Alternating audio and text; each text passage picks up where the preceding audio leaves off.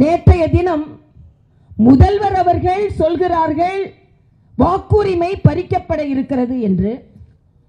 அனைத்து தலைவர்களும், அண்ணன் வைகோ,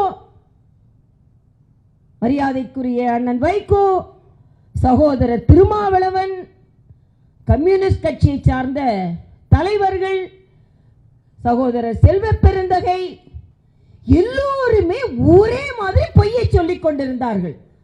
ஆக எனக்கு தாங்கவே முடியவில்லை. என்ன இது, ஒரு நல்ல திட்டத்தை எல்லோரும் இப்படி சொல்லிக் கொண்டிருக்கிறார்கள். இன்னொன்று சொன்னார் மரியாதைக்குரிய முதலமைச்சர் அவர்கள், பாஜகவிற்கு பயந்து கொண்டு சில கட்சிகள் இங்கே வரவில்லை. அது அதிமுகவாக இருக்கட்டும், பாமகவாக இருக்கட்டும், தாவேகாவாக இருக்கட்டும், நாம் தமிழராக இருக்கட்டும், இவங்கெல்லாம்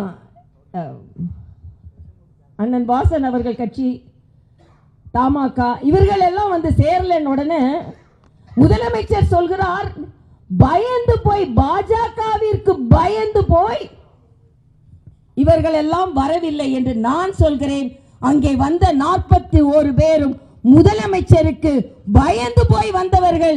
ஆக உங்களுக்கு பயந்து போய் வருகிறார்கள், எங்களுக்கு பயந்து போய் வராமல் இல்லை. வந்தவர்கள் எல்லோரும், ஏன்னா எல்லாரையும் நான் சின்ன வயதிலிருந்து பார்த்திருக்கிறேன். அண்ணன் வைகோ எல்லாம் நான் பார்த்து வியந்த தலைவர்கள். ஆனால் எல்லோருமே உண்மை இல்லை என்று தெரிந்த பின்பு ஒரே வழியா பக்கவாத்தியம் வாசிக்க ஆரம்பித்து விட்டார்கள். எனக்கு தமிழகத்தை பற்றி ஒரு கவலை இருக்கிறது. என்னென்றால் எல்லாமே இந்த திராவிட ஆட்சியில் நல்லதை எல்லாம் விட்டு விடுகிறார்களே என்ற கவலை எனக்கு இருக்கிறது. ஏனென்றால் தமிழகத்தை பொறுத்தமட்டில் தமிழன் வளர்ச்சியை பார்ப்பதை விட வசனங்களை பார்த்து மகிழ்கிறான் என்று, வளர்ச்சியை பார்ப்பதை விட வசனங்களை பார்த்து மகிழ்கிறான் என்று, கொள்கைகளை விட கோஷங்களை பார்த்து மகிழ்கிறான் என்று. ஆக அப்படி இருக்கும் பொழுது எல்லாம் மறைக்கப்பட்டிருக்கிறது. மிக மிக வேதனையான ஒன்றாக எனக்கு இருக்கிறது. இன்றைய காலகட்டத்தில் நிச்சயமாக உண்மை வெளியே தெரிந்தே ஆக வேண்டும்.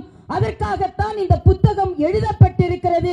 இது உங்கள் கையில் தவழும் பொழுது இதில் உள்ள எல்லா அவர்கள் கேள்விக்கும் இதில் பதில் இருக்கிறது.